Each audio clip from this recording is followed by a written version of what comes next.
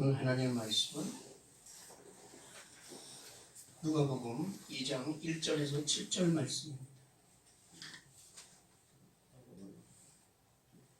너무나 다 잘 아는 말씀이죠. 우리 함께 봅니다. 시작. 그때 가이사 아우구스토가 영을 내려 천하로 다께 해산할 날이 차서 처단을과 강보로 싸서 구유에 누였으니 이는 영원에 있을 것이 없음이라. 아멘. 예수님이 어디서 탄생하셨다고요? 베들레헴이라는 곳에 탄생하셨습니다. 그러면 예수님의 어머니 또 아버지 되시는 요셉과 마리아는 어디 살았어요? 나사렛이라는 곳에 살았어요. 나사렛이라는 곳은 유대 땅의 북쪽 갈릴리 호수 근방입니다. 거기서 두 사람이 서로 약혼한 사이였잖아요. 근데 약혼하고 아직 동거하기 전에 마리아가 잉태했어요. 아기를 가졌다. 그 요셉 입장에서는 약혼만 했는데 같이 살지도 않았는데 약혼한 여자가 아기를 가졌다고. 좋은 일이에요? 나쁜 일이에요? 이건 참 기가 막힌 일이지. 이게 뭐 어떻게 된 거요? 그래서 요셉은 참 신중한 남자예요. 그래서 이거 어떻게 하나. 그 당시 이것이 발각이 되면 돌에 맞아 죽을 수도 있다. 부정한 여인이라. 그렇잖아요. 그래서 고민하고 있어. 근데 누가 나타났어요? 고민할 때마다 우리에게 나타나는 우리 하나님이 보내신 사자가 있잖아요. 천사가 나타나서 너 고민하지 마. 성령으로 잉태된 것이거든. 데려와 말이야. 그래서 요셉이 그 말을 믿고 마리아를 자기 집으로 데려와서 같이 지내기 시작했어요. 이 성경에 보면 아이를 낳기 전까지는 같은 집이 있었지만 같이 자지를 않았더라. 그렇게 돼 있어요. 이제 배가 점점 불러오네. 배가 점점 불러와. 그런데 베들레헴으로 가야 될 일이 생겼어요. 나사렛에서 베들레헴은 약 150km 정도 됩니다. 150km면 어느 정도 될까요? 대전 수원이 80km, 100km. 대전 정도. 거기를 가야 돼. 참 힘든 일이죠. 요즘은 뭐 차 타고 그냥 가니까. 근데 옛날에는 특별한 교통수단이 없었잖아요. 그리고 요셉은 직업이 목수였어요. 가난한 집이었어요. 그러니까 천사 걸어가야 되는 거라. 150km면 한 300리가 넘는 길이에요. 100리가 40km니까. 그렇죠? 그걸 걸어서 가야 돼. 만삭의 몸으로. 왜 그랬냐? 그 당시에 이스라엘은 로마의 식민지였고 로마의 제국이 건설되면서 황제가 생겼어요. 그래서 그 황제가 원래 이름은 옥타비아누스, 성경에는 가이사 아구스토라고 나와 있어요. 그 황제가 되고 나서 대통령이 새로 된다든지 옛날에 특히 왕이 새로 되면 제일 큰 문제가 뭐예요? 왜냐면 세금, 돈을 많이 걷어들여야 되잖아요. 그래서 인구조사를 새로 하기로 했어요. 요즘같이 뭐 우리가 애기 낳으면 출생신고해서 주민등록해서 올라가고 이런 게 없었거든. 그러니까 인구 파악이 잘 안 되는 거예요. 그래서 뭐 인구가 어디에 누가 살고 이런 것이 알아야 그 사람한테 세금을 매기잖아요. 세금 내는 건 사람이니까. 그래서 인구 조사를 하기 위해서 호정령이라고 하는데 이 말하자면 주민등록을 새로 하라고 명령을 내린 거예요. 로마는 그 당시에 아주 광활한 영토를 가지고 있었어요. 저쪽 유럽에서부터 여기 중동에 이르기까지 대제국을 건설했거든. 그래서 천하로 로마가 다스리는 모든 나라에 사는 사람들은 다 말하자면 주민등록을 새로 해라. 인구 출생한 사람 다 빠짐없이 등록을 해라. 이렇게 명령이 내렸어요, 황제가. 그래서 유대인들은 이런 일을 할 때는 자기 고향에 가서 등록을 해야 돼요. 옛날에 다윗 왕 때도 인구 조사를 한번 했었어요. 근데 유대 나라의 인구 조사를 할 때는 자기의 고향에 가서 등록을 해야 되겠다고요. 근데 요셉의 고향은 어디예요? 베들레헴이었거든. 왜? 요셉은 다윗의 자손이었습니다. 다윗이 낳고 자라고 또 기름 부음 받은 데가 베들레헴이었거든요. 그래서 마리아와 만삭이 된 마리아와 요셉이 베들레헴을 향해서 먼 길을 떠나는 것이에요. 어떻게 보면 이것이 뭐 어떤 역사의 어떤 흐름에 따라서 이렇게 된 일 같지만 사실은 이러한 일이 생긴 것은 구약의 선지자의 말씀을 이루고자 하는 구약 예언의 성취인 것이에요. 미가서에 보면 메시아가 온 인류를 구원할 메시아가 어디서 나신다고요? 베들레헴에서 나신다고 예언이 되어 있거든요. 그래서 그 하나님의 예언, 하나님의 말씀을 이루기 위해서 이 모든 일이 벌어진 거라고. 말하자면 인간의 역사는 하나님의 뜻을 성취하기 위한 것에 초점이 맞춰져 있어요. 우리는 지금에 벌어지는 모든 사건과 인간의 역사를 뜻을 알 수가 없습니다.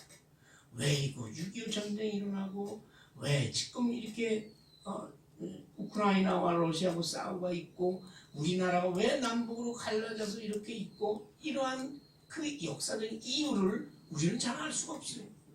따지자면 뭐 2차 세계대전이 일어나서 우리가 독립을 해서 뭐 남한엔 미군이 들어오고 북한에는 소련군이 들어와서 우리가 갈라졌다 이렇게밖에 설명이 안 되는 거라. 근데 그 근본 목적은 하나님께서 무언가 하나님의 뜻을 이루기 위한 것인 줄 우리는 믿습니다. 이 세상의 역사뿐만 아니라 나에 관해서도 마찬가지예요.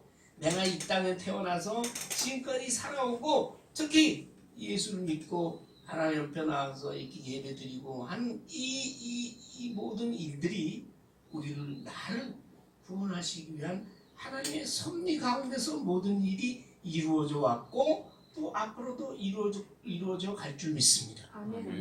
그런 것이. 그래서 베들레헴이라는 곳으로 이제 갔거든요. 걸어서 먼 길을 왔어요. 불안하지. 근데 사실은요. 인구 조사를 하고 뭐 이런 걸 할 땐 남자만 혼자 가서 해도 돼. 근데 왜 마리아를 같이 오게 됐을까?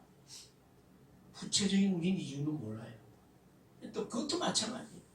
베들레헴에서 메시아가 태어난다는 하나님의 말씀이 이루어지게 하기 위해서 그렇게 그런 일이 벌어진 것이에요. 둘이 같이 왔거든요. 그러니까 그 베들레헴이라는 것은 아주 작은 도시예요. 예? 작은 도시예요.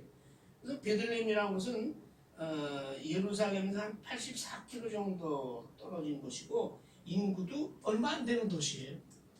그런데 그 다윗의 자손들이 인구 조사를 하려고 그 베들레헴이라는 도시에 그냥 다 몰려드니까 얼마나 그 베들레헴이라는 도시가 갑자기 인구도 많아지고 아주 복잡하게 됐어요. 자, 베들레헴에 마리아와 요셉이 이르렀습니다. 저녁이 됐어요. 자야 될 거 아니에요. 그래서 여기 보면 여관, 숙박업소 이런 데 이제 두들기 시작했어요. 그럼 뭐라고 요셉이 물어봤겠어요? 여러분 그렇게 해본 적 없어요? 방이 있어요? 그렇잖아요. 요새는 뭐 호텔이고 뭐고 다 예약해가지고서 딱 들어가면 되지만 옛날엔 그런 거 없었어요. 지방에 내려가서 며칠 있으려면 여기서 뭐 전화로 예약하고 이런 게 잘 안 돼 있기 때문에 보통 일단 내려가는 거라. 그래서 거기서 이제 방을 구하는 거예요. 어떻게? 있는 용관마다 모관마다 두들기면서 방이 있어요? 없대. 다 없대. 우리 부인이 지금 만삭이에요. 아기가 언제 나올지 몰라요. 사정했겠죠. 근데 없어요. 자기 집에서 아기 나오면 골치 아프잖아. 그러니까 없다는 거야.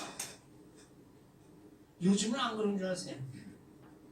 요즘은 남이 어렵고 힘들고 그리고 자기 문을 두들길 때 여러분 그 사람을 영접하고 그 사람을 돌봐줄 사람 몇 사람 있겠어요? 여러분 그거 할 수 있어요?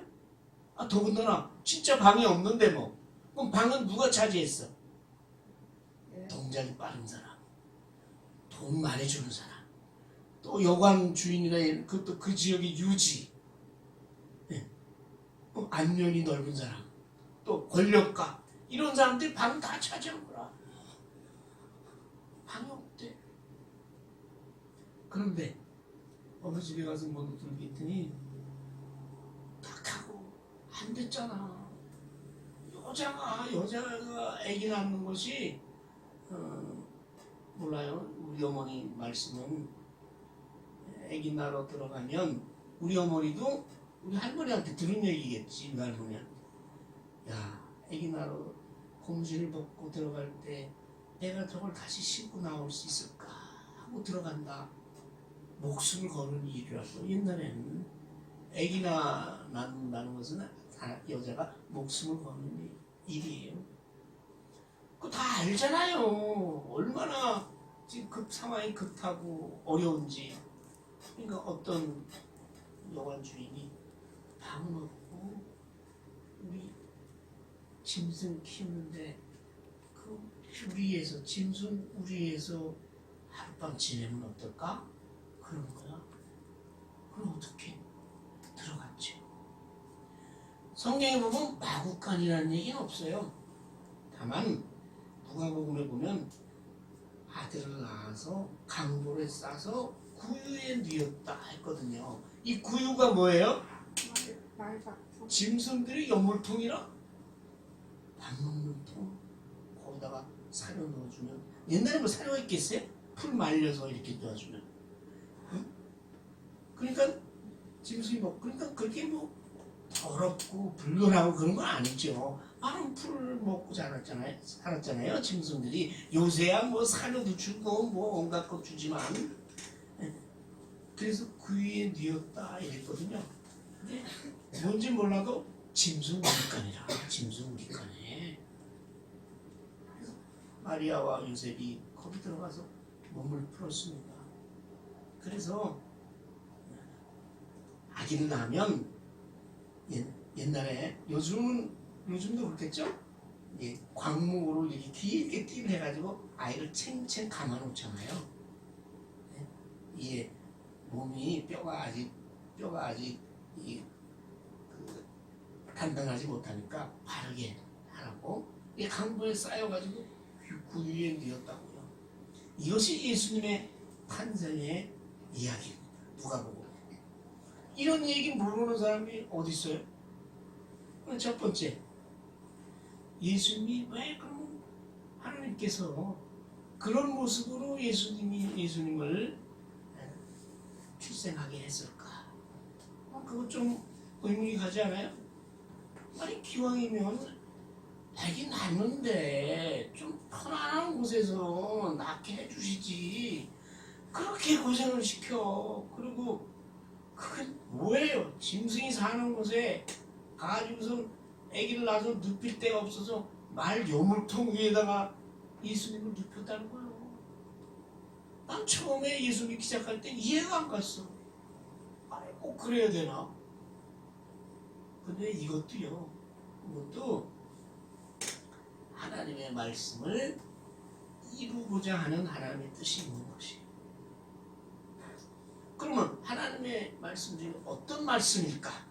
제가 이거 많이 생각을 해보다가 이사야서 53장에 보면요.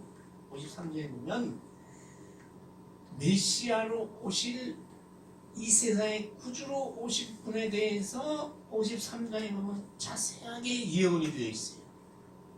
예언이 되어 있어요. 그 말씀을 보면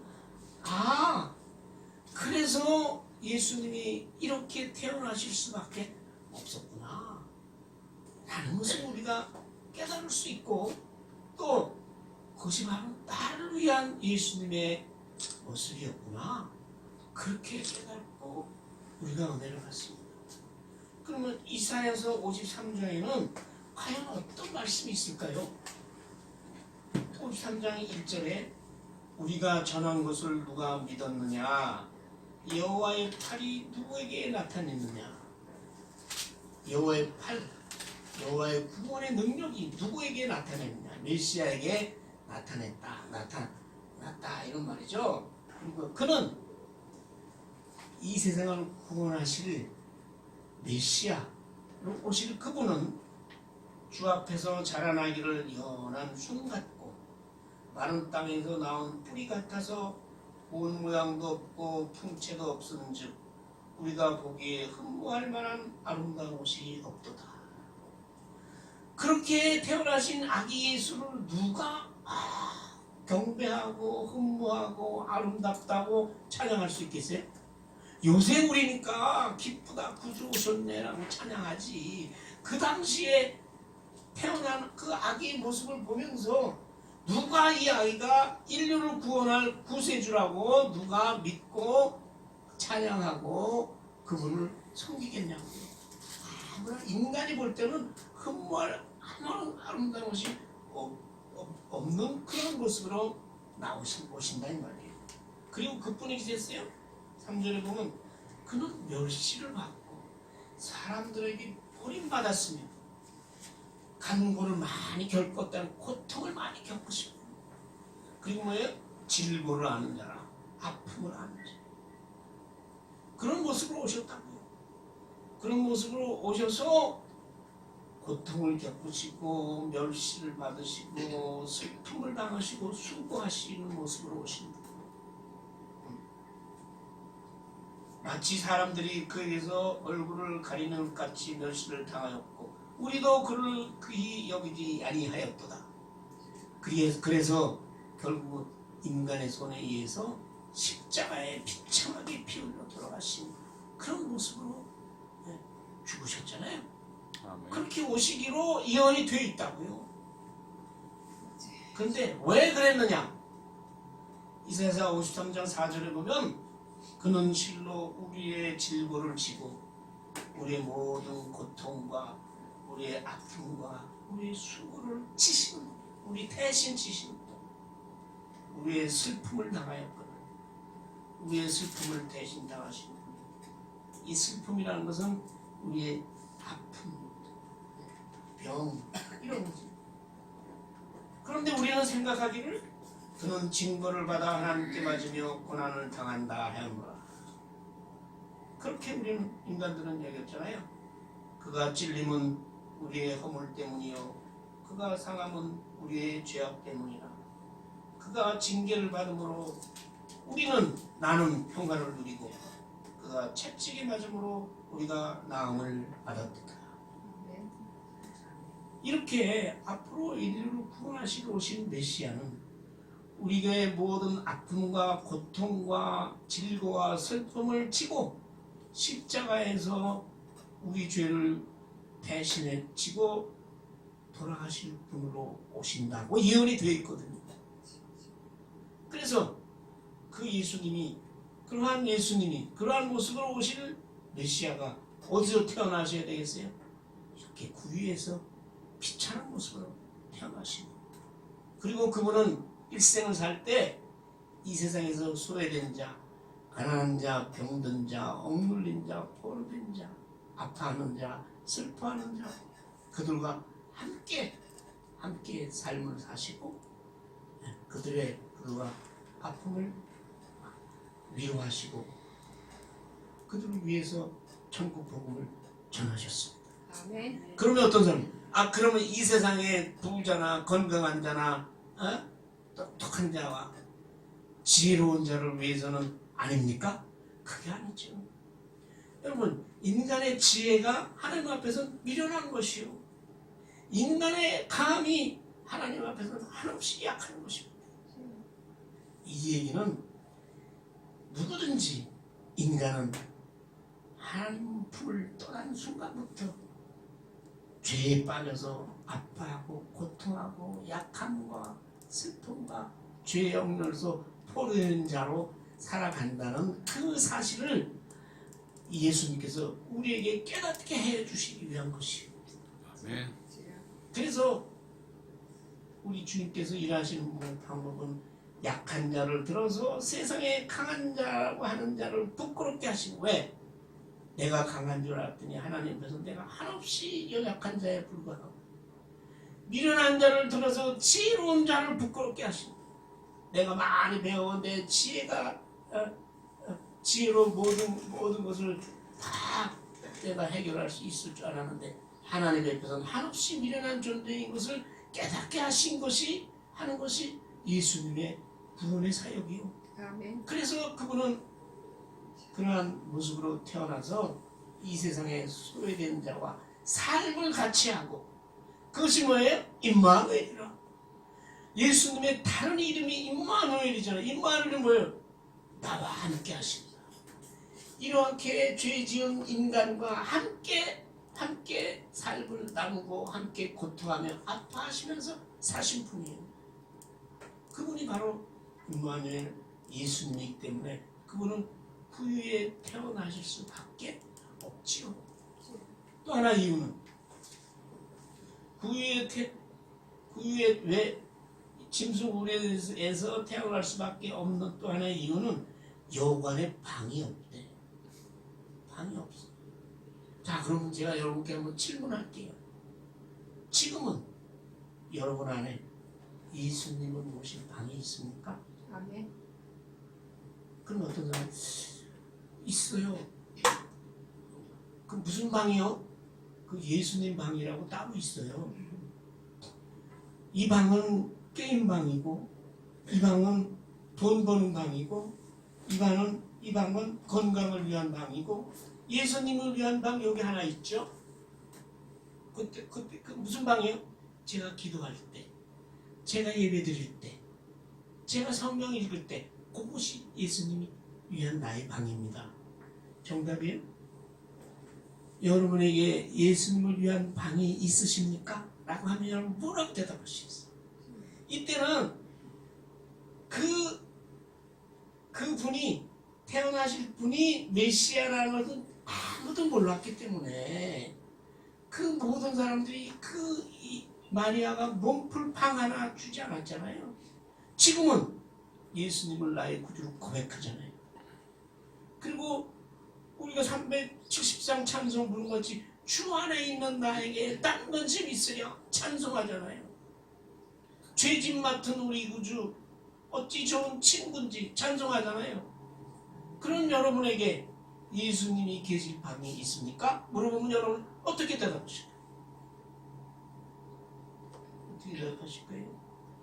저는 갈라디아서 2장 20절에 바울의 대답이 우리의 대답이라고 되어야 한다고 생각합니다. 갈라디아 2장 20절에는 바울이 이렇게 얘기하고 있어요. 내가 그리스도와 함께 십자가에 죽었다. 내가 죽었대. 이때 나는 뭐에? 죄악에 빠진 나, 율법에 빠진 나, 나의 행위로 나의 선함으로 구원받고 나의 지혜와 나의 권력과 나의 건강으로 내가 구원함을 받겠다고 했던 나 죽었다, 떠났다 이거야. 그런즉 이제는 내가 죽었어요. 내가 앞으로 살면 지금 살아있는 너는 누구냐? 내가 이제 산다고 하면 그것은 내가 사는 것이 아니요 내 안에 그리스도께서 사시는 것이라. 네. 이것이 예수 믿는 사람들의 고백이요. 나는 죽었다. 내가 이제 육체 가운데서 사는 것은 나를 사랑해서 나를 위하여 자기 자신을 버리시고 십자가에 죽으신 하나님의 아들을 믿는 믿음 안에서 사는 것이고, 그리스도 안에서 사는 것이고, 그리스도께서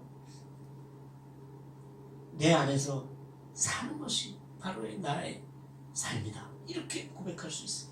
말하자면 여러분 예수님을 위한 방이 있습니까? 할 때 여러분의 대답은 예수님이 내 안에 있고 내가 그분 안에 있습니다. 그것이 정답이에요. 이 말은 뭐냐? 뭐 내 안에 돈 버는 방 무슨 방이 따로 있고 예수님 연방 요만한 방 만들어 놓은 것이 아니라 나라고 하는 영적인 나 육신을 가진 나 영과 육과 혼이 하나가 된 내 안에 예수님께서 들어와 계시다 이 말입니다. 그래서 바울은 하도 안타까워서 너희가 하나님의 성전 아니냐. 이게 엄청난 폭발적인 얘기입니다. 유대인들은 성전에 올라가서 하나님께 예배를 제사를 드려야 되는 줄 알았어요. 그곳에 하나님이 계시다고 믿었어요. 유대인들은. 아니 네가 성전이야. 왜? 성령이 너희 안에 계신 것을 너희가 알지 못하느냐. 예수님이 계신 곳이 성령이 계신 곳이고 성령이 계신 곳이 바로 내 안에 있음을 고백하는 저 여러분 되시기를 소원합니다. 그래서 요새는 무슨 예수님이 뭐 위에서 뭘 하고 왜 우리가 예수님 뜻대로 맨날 기도할 때 맨 마지막에 뭐라고 기도해? 예수님의 이름으로 기도합니다. 예수님의 이름으로 기도합니다. 그 얘기는 뭐냐면 내가 예수님의 뜻대로 기도했으니 예수님의 이름으로 기도했으니 이루어 주시옵소서 하는 얘기 아니에요? 예수님의 이름으로 기도했으니까 예수님의 권위로 능력으로 그 얘기는 예수님의 말씀의 뜻에 합하게 기도했으니 이루어 주시옵소서. 성경에 보면 예수님이 분명히 말씀하셨어요. 너희가 내 안에 있고 내 말씀이 너희 안에 있으면 무엇이든지 원하는 대로 구하라. 그러면 이루리라. 요한복음 15장에 가면 그렇게 말씀해요. 근데 왜 우리 기도가 이루어지지 않아요? 말로는 예수님의 이름으로 기도했다고 하는데 그 예수님이 내 안에 들어와서 함께 나와 함께 살지 않기 때문에 그래서 성경에 보면 거한다고 그랬어요. 너희가 내 안에 거하면 내가 너희 안에 거하면 이 거한다는 얘기는요 살 고자예요. 함께 산다 이거예요. 여러분이 예수님과 함께 예수님 믿기 이후의 삶을 함께 사는 그러한 믿음이 우리에게 있다면 우리가 반드시 그 주님의 뜻대로 구할 수 있게 되는 것이고 그리고 뭐예요? 그 기도는 반드시 이루어질 줄 믿습니다. 근데 예수님이 우리 안에 들어와 있으면 그 증거가 뭐예요? 다른 사람은 몰라. 나는 예수님이 내 안에 계시고 성령이 내 안에 계셔서 내가 성전이야. 그래서 나는 주님과 함께 살고 주님과 함께 나는 죽어. 이렇게 나는 고백하고 산다고 하면 필연적으로 거기 나타나는 현상이 있어요. 그것이 뭔지 아세요? 그 열매요. 그거 어떻게 제가 열매라고 얘기해요? 요한복음 15장 5절 보면 포도나무의 비유가 나오잖아요. 예수님이 나와 함께 산다는 얘기는 내 안에 예수님께서 성령으로 임재해서 그분과 함께 먹고 마시고 함께 대화하고 살고 대화가 기도요. 살고 한다는 얘기는 포도나무에 내가 다 가지가 돼서 접붙였다는 얘기예요. 접붙이는 순간 내가 포도나무가 되는 것이고 포도나무가 내가 되는 거죠. 그렇잖아요. 사과가 있어요. 사과 끝에 열매가 맺는 뭐죠? 사과나무 가지도 사과나무, 뿌리도 사과나무. 예수님께 접붙인 것이 바로 예수님이 내 안에 들어오신 것이고 내가 예수님 안에 거하시 사는 것이. 그럼 거기 뭐가 맺혀져요? 열매가 맺혀지는 거예요. 열매가 맺혀지라. 그리고 예수님이 내 안에 계시고 내가 예수 안에 있으면 무슨 현상이 일어나면 내가 아까도 말씀드렸죠. 주님의 말씀대로 내가 살아드리는 것이, 계명을 지켜가면서 내가 사는 것이 바로 예수 안에 사는 삶이에요. 그렇게 되면 무슨 열매가 있어야 되느냐? 사랑의 열매가 우리 안에 맺혀져야 되는 것입니다. 그러한 사랑은 어떤 사랑이냐? 친구를 위하여 목숨을 버리는 사랑이에요. 그것이 바로 십자가의 사랑입니다. 그리고 내가 예수 안에 있고 예수님이 내 안에 있어서 내가 예수님과 함께 사는 삶, 내 대신 예수님께서 나의 삶을 대신 살아주는 그러한 삶이 되게 되면 바로 예수님이 나의 친구가 되는 것이에요. 여러분, 우리가 찬송을 예수님이 나의 친구다 하는데 그런 깊은 뜻을 알고 이 찬송을 부르면 우리가 은혜가 돼. 예수님이 나의 친구래. 하나님의 아들이신 예수님이, 죽은 자도 살리시고 죽었다 다시 살아나신 그 주님이, 내가 죽어서 내가 다시 부활의 그런 소망을 주신 그 예수님이 나의 친구가 되어서 나의 일생을 나와 함께 더불어 살아간다는 그 영광의 자리에 들어갈 때 그것이 바로 하나님의 영광이 되는 줄 믿습니다. 아멘. 왜 또 그렇게 되면 어떤 현상이 일어나냐? 다른 사람이 알아. 다른 사람이 하나님의 사랑이 나에게 임하신 줄 알고 예수 그리스도께서 나와 함께 계신 줄을 다른 사람이 자동적으로 자연히 알게 되는 거예요. 왜? 그 예수님의 사랑이 넘쳐서 사랑의 열매로 다른 사람에게 전해지기 때문입니다. 그래서 예수 믿는 사람이 선행과 거룩함과 사랑과 헌신과 봉사와 겸손과 모든 미덕이 있잖아요. 온유함과 있죠? 성령의 9가지 열매. 그게 우리에게 이루어지지 아니하는 근본 원인은 예수 안에 내가 있고 내가 예수 안에 있고, 말하자면 나의 방이라고 하는 것, 나의 영혼과 나의 육신과 모든 걸 통틀어서 나라는 존재가 있잖아요.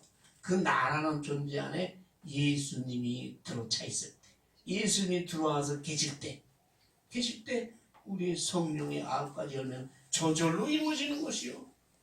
그렇기 때문에 우리는 예수 믿는 데서 봉사하려고 내가 애쓰고 헌신하고 하고 하는 그 전에, 이미 그 전에 예수님이 내 안에 들어와 계시고 내가 하나님의 말씀 안에 있고 성령 안에 있음을 우리도 깨닫고 그것으로 인해서 기뻐하고 그 믿음으로 우리가 사랑의 열매를 맺혀져 가는, 그것이 바로 참된 믿음의 생활인 줄 우리는 고백합니다. 아멘. 또한 그러한